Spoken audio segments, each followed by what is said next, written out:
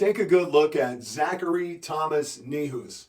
Now, when you see this guy, you already know right off top something special about this man. And it's not just because he was an elementary school teacher at St. John's Catholic School in Arkansas.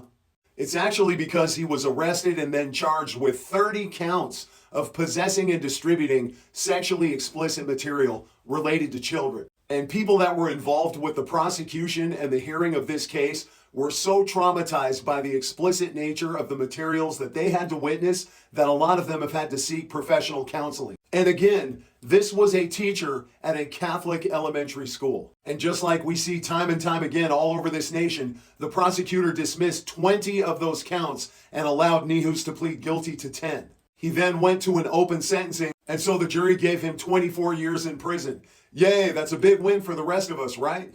Not so fast, because immediately he had his attorney file an appeal on the sentence. On a technicality, as you can see here, the circuit judge said it was too late for him to file that appeal and dismissed it. And so now this ex-teacher is serving most of the rest of his life in the Arkansas Department of Corrections, right? Wrong, because again, as we've seen nationwide, he went to a couple little classes, and after only 6 years, he was released right back into the same community that he was arrested in. And here's where the story gets downright sick. His wife happens to be Dr. Stephanie Nehus, who is the superintendent of the local school district. And it would seem, per her decision, that she's now allowing this man who's convicted and who has not registered properly yet to be on school grounds and be around other children. Some outraged parents in the Hot Springs School District. They are deeply concerned that a man who has been convicted of child pornography charges is being allowed on school grounds. Some of those parents say they had a right to know that the district superintendent's husband was a registered sex offender.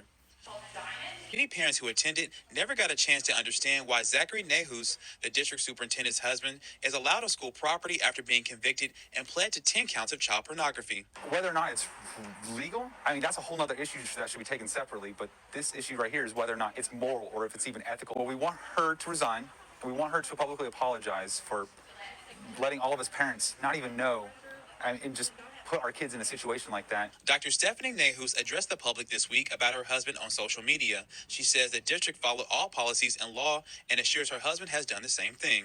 And this is where our power as a community comes into play. We need thousands of us to reach out and contact the Hot Springs School District administrative offices, and Dr. Stephanie Nehus needs to resign. This is not a world that we all live in together where we allow child predators to be on school grounds, especially with the knowledge and consent of the superintendent of that school district.